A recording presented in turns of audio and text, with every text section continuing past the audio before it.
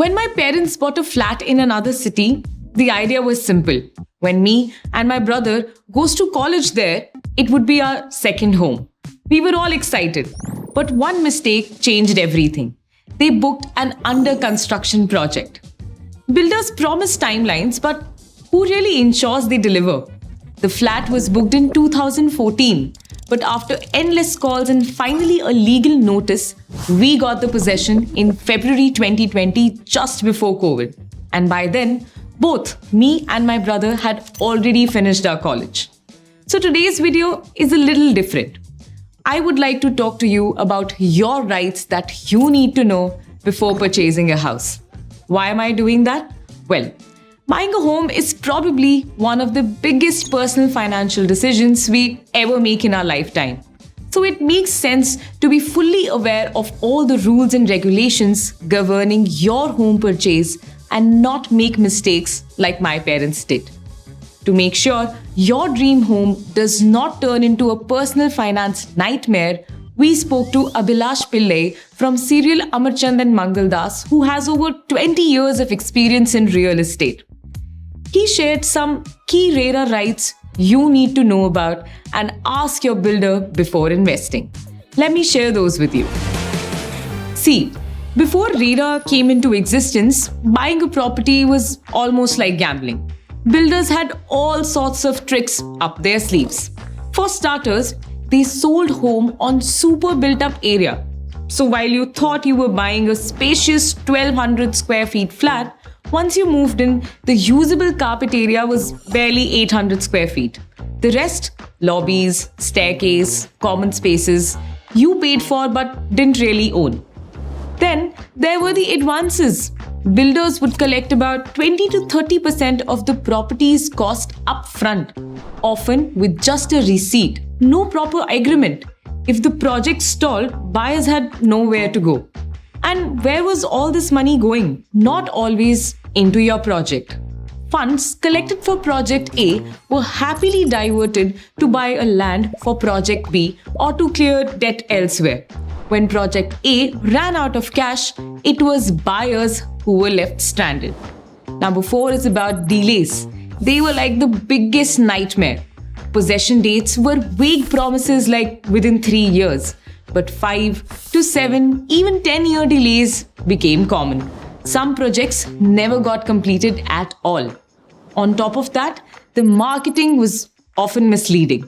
Sample flats with luxury fittings, brochure with gardens, pools, clubhouses.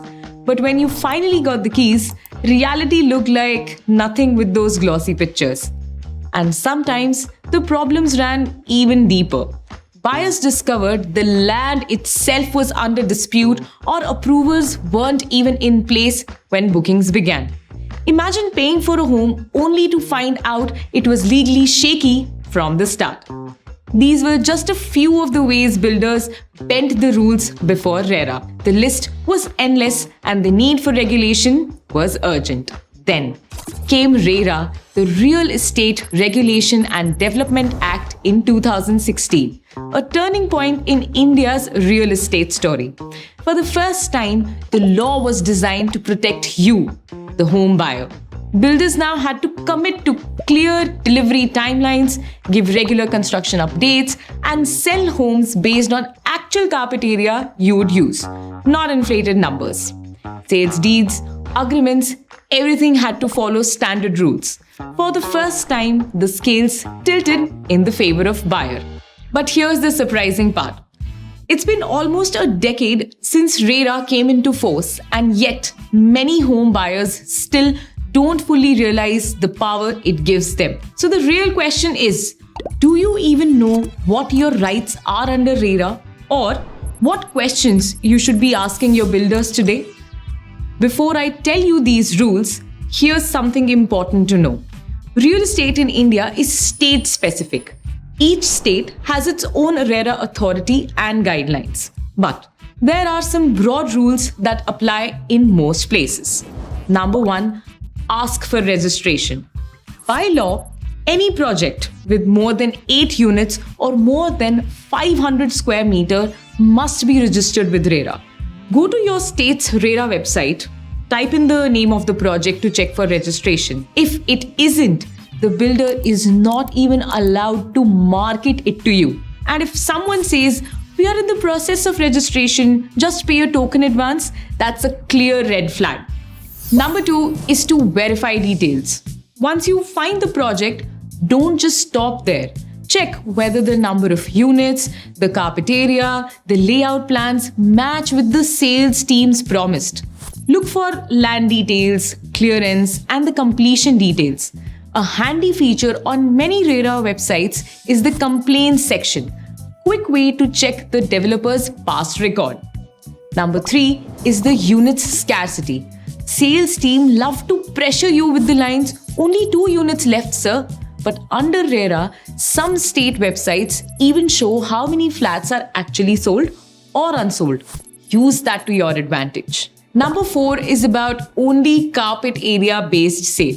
Earlier, builders sold flats based on super built up area, which included common spaces like lobbies and staircases. We've already discussed that. Buyers thought that they were getting into 1200 square feet flat, but inside the home, the usable carpet area may be 800 square feet. RERA fixed this. Now you only pay for the carpet area, the space you can literally spread a carpet on. And yes, this too can be verified on RERA's website. The right number 5 is about the usage of funds. One big fear buyers had was, what if the builder takes the money and runs away?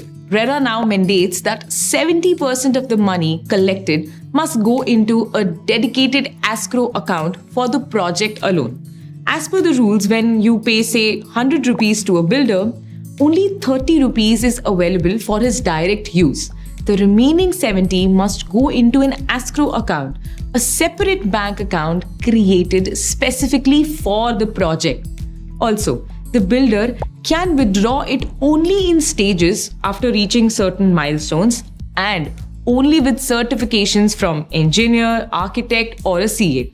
This ensures your money is used to build your home and not just to fund some other project. Number 6 is the legally binding agreements.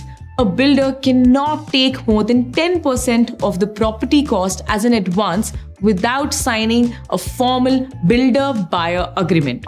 The first payment should give you an allotment letter, and beyond that, everything must be backed by a registered agreement. Number 7 is about the occupancy certificate. Before handing over the possession, the builder must obtain an occupancy certificate from the local authorities. This document certifies that the building is safe and ready for residents. So, before you sign the final deed, ask for it. It's your safeguard. Number 8 is about very important timely deliveries. This was the biggest pain point earlier. With RERA, if there's an unjustified delay, now you have rights. Number 1 is walk away and claim a full refund with interest, or stay invested and receive the interest for the delayed period. But if the delays are genuine, like during COVID, lockdown, RERA may grant an extension. But otherwise, in worst case scenarios, the developers can even face criminal charges. Lastly, coming to right number 9 is post-possession protection. Here's the best part. Your protection doesn't end once you get the keys. If within 5 years you find structural issues like cracks, leakages, or poor quality work, the builder is bound to fix them at no extra cost, and that too within 30 days. Now that we have understood all these rights, let's quickly look at the things that you need to remember. Number 1, check your state RERA's website. It's a goldmine for approval, layout, timelines, and even complaints against builders. Number 2, even though the website has a lot of information, but the information is given by the builder itself, so go to the sub-registrar's office and double-check the land title for any dispute. Number 3, RERA has good intent, but the process can still be slow and complaints and resolutions may take time as RERA is also evolving. Number 4, every state runs RERA differently, so efficiency and enforcement aren't the same everywhere. Number 5, and most important, RERA registration does not guarantee a clean title. you still need to do your own due diligence.